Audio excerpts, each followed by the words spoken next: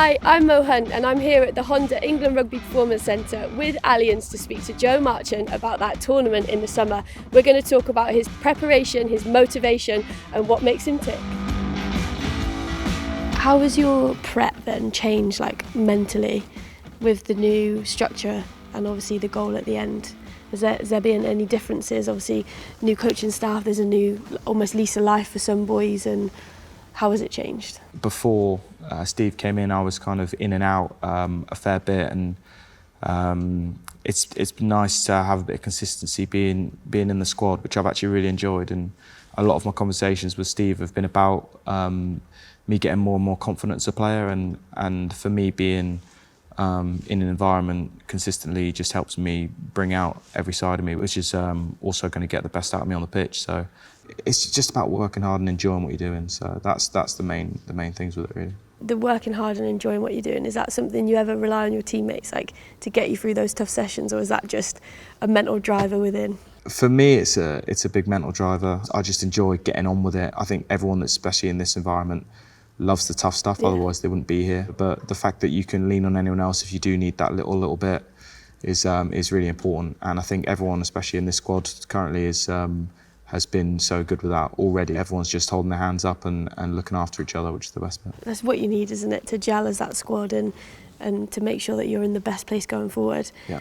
For me, 13 is one of the most difficult positions in terms of defensively. Those reads, everyone tries to target you. Yeah. Do you love that pressure, or is it something that you're a little bit anxious about before you play, should we say? I do love it, to be fair, because I feel like I've played a little bit on the wing as well, and I like being able to help out the 12 and the wing scene, and just be able to be like, right, I can look after the lads on the inside, but then I can give the lads on the outside confidence to go and do their job and try and get to last. So when I started playing the position, I just fell into it and I just loved it. There was loads of different challenges, and I got to bring a lot of different skills from different parts of my game from when I played 10 or 15 or 9 or whatever, those elements all into one.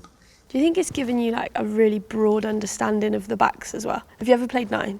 I played at 9, yeah. I played at 9 till I was 16. I was tiny. I was the smallest in the year on the rugby field, and yeah, got to about 16 and that started to grow a little bit.